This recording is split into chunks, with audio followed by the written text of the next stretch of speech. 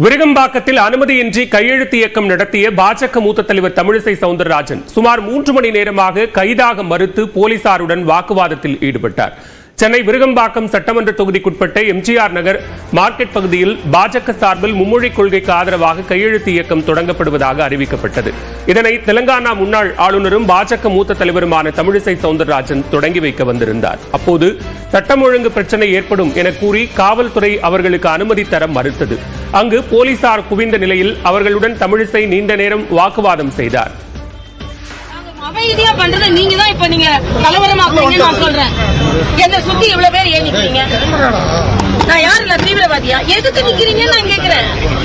இது எம்ஜிஆர் நகர். நான் இந்த ஏரியால 40 வருஷமா இருக்கேன். சுமார் 3 மணி நேரமாக போலீசார் மற்றும் தமிழிசை சவுந்தரராஜன் இடையே வாக்குவாதம் நடைபெற்றது.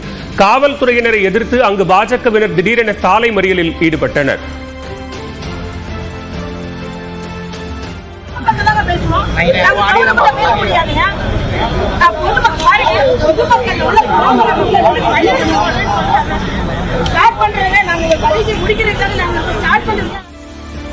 பின்னர் அனுமதியை மீறி அவர்கள் பொதுமக்களிடம் கையெழுத்துக்களை பெற்றனர். இந்நிலையில் அங்கு வந்த திமுகவினர் மும்மொழி கொள்கையை எதிர்த்து போராட்டத்தில் ஈடுபட்டனர். மேலும் தடையை மீறி கையெழுத்து பெற்ற தமிழிசையை கைது செய்யவும் அவர்கள் வலியுறுத்தினர்.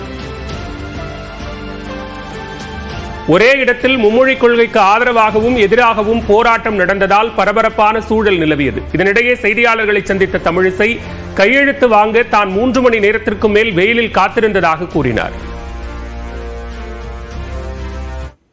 என்ன அப்புறப்படுத்துறதுல இருந்தாங்க. நான் 3 மணி நேரம் நீங்க அலோவ் பண்ணலன்னா நான் நின்றுட்டு தான் இருப்பேன். இப்பதான் அனுமதி கொடுத்தாங்க.